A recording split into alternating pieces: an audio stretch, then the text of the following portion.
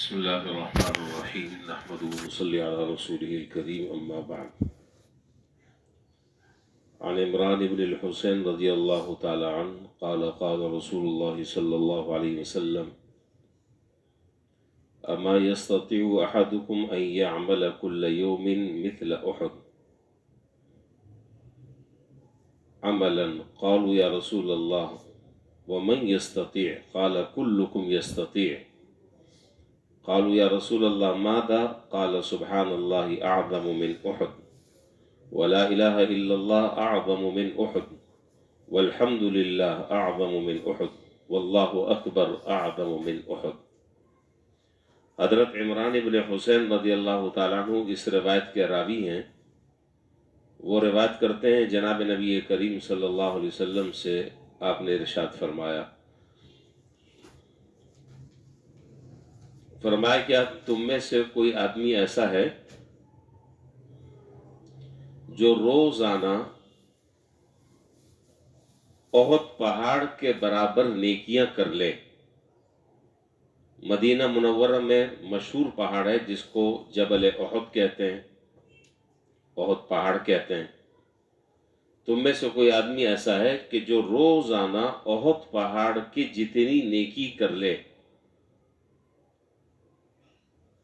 تو صحابہ نے عرض کیا کہ وَمَن يَسْتَطِيعُ یا رسول اللہ، اللہ کے رسول یہ کس کی قدرت میں ہے، یہ کس کے بس میں ہے؟ احد پہاڑ تو بہت بڑا پہاڑ ہے، ہم سے تو چھوٹی سی نیکی نہیں ہوتی، تو احد پہاڑ کے برابر نیکی کرنا تو بہت بڑی بات ہے.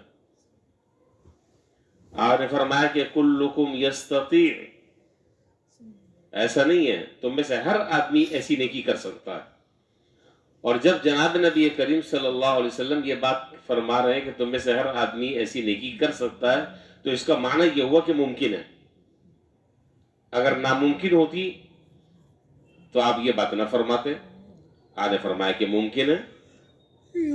قالوا یا رسول اللہ ماذا، صحابہ نے عرض کیا کہ اللہ کے رسول اب آپ اس کی تفصیل بتائیں کہ ہم میں سے ہر آدمی کمزور ہے، کیسے اتنی بڑی نیکی کر سکتا ہے جو احد پہاڑ کے برابر ہو جائے.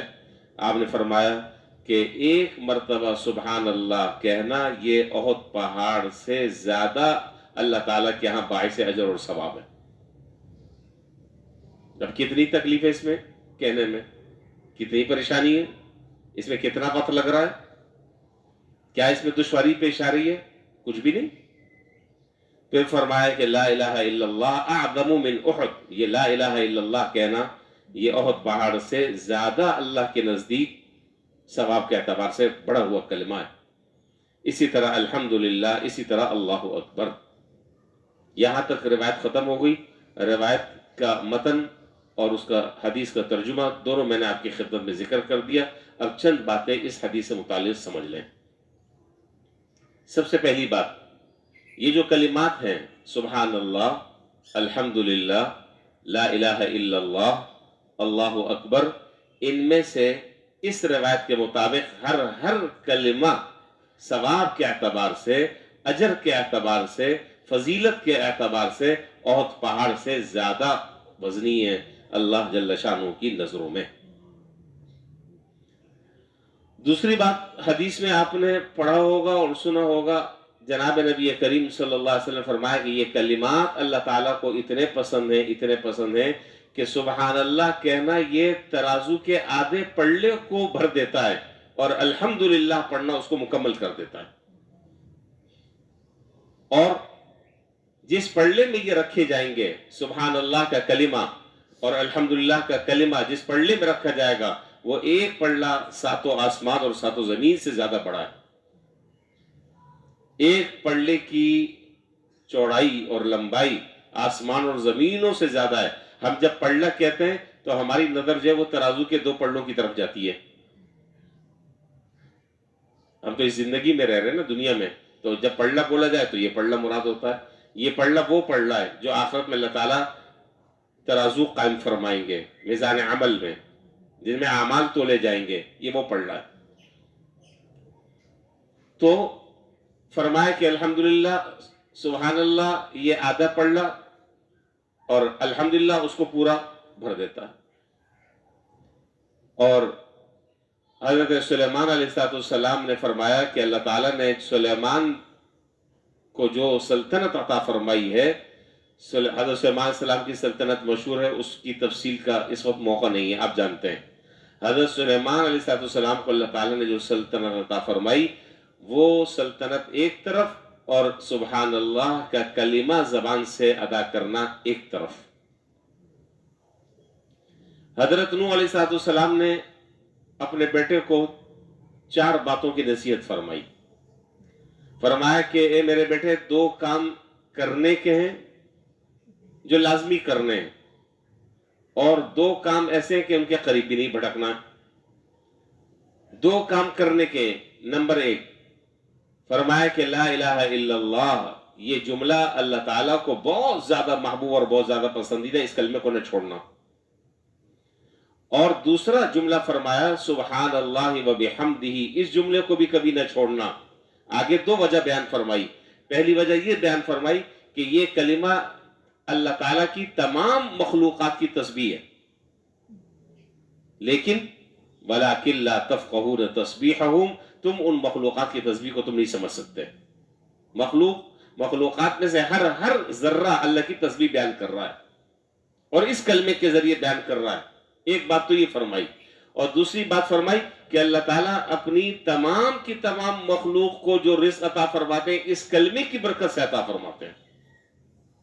اللہ تعالیٰ اپنے مخلوق کو جو رزق عطا فرماتے ہیں، وہ اس کلمے کی برکت سے اللہ تعالیٰ رزق عطا فرماتے ہیں۔ تو یہ کلمہ اللہ تعالیٰ کو بڑا محبوب ہے، اور اس کی عجیب و غریب فضیلتیں اور برکتیں، اس کو کبھی نہ چھوڑنا۔ یہ 2 کام فرمایا کہ یہ ایسے ہیں کہ جن سے اللہ تعالیٰ بھی راضی ہوتے ہیں، اور اللہ تعالیٰ کی جو مخلوق ہے جس سے اللہ تعالیٰ محبت کرتے ہیں، ان کی نظر میں بھی یہ کلمہ پسندیدہ ہے۔ اور 2 کلمات ایسے ہیں کہ، اور دو باتیں ایسی ہیں کہ جن کے قریب کبھی نہ بھٹکنا، ایک شرک اور دوسرا تکبر۔ 2 کام ایسے ہیں کہ جن کے قریب کبھی نہ بھٹکنا، ایک شرک اور دوسرا تکبر۔ یہ دونوں چیزیں انسان کو اسفل السافلین میں پہنچا دیتی ہیں۔ اللہ تعالیٰ ان دونوں چیزوں سے ہماری حفاظت فرمائے۔ اور یہ جو کلمات عرض کر دیے، ان کل بھی اسی سے متعلق روایت بیان ہوئی تھی۔ یہ جو کلمات ہیں یہ زبان پر بڑے ہلکے ہیں، زبان پر آسانی سے جاری ہو جاتے ہیں۔ کتنا وقت 24 گھنٹے میں ہم اپنا فضول قسم کے تبصروں میں گزارتے ہیں، جس کا نہ دنیا کا فائدہ نہ آخرت کا فائدہ۔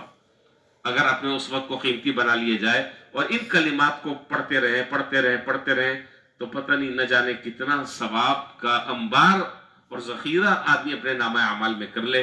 اللہ تعالی ہم سب کو اس کی توفیق عطا فرمائے۔ دوسرا اور آخری مختصر سا جو اعلان ہے وہ یہ، آپ کو معلوم ہے کہ مہینے میں 1 مرتبہ بیان ہوتا ہے تاجر برادری کے لیے، جو کاروبار اور تجارت کرنے والے دکاندار حضرات ہیں، ان سے متعلق بیان ہوتا ہے مہینے میں 1 مرتبہ۔ تو اس مہینے کی جو تیسری نشست ہے وہ کل ہے انشاءاللہ، 11 بجے سے لے کر 12 بجے تک، دن کو 11 بجے سے لے کے 12 بجے تک۔ جو حضرات شرکت کرنا چاہیں وہ وقت کی پابندی کے ساتھ اس میں شرکت فرمائیں۔ مسجد میں انشاءاللہ بیان ہوگا کل 27 تاریخ انشاءاللہ 11 سے 12۔ وآخر دعوانا الحمدللہ رب العالمین۔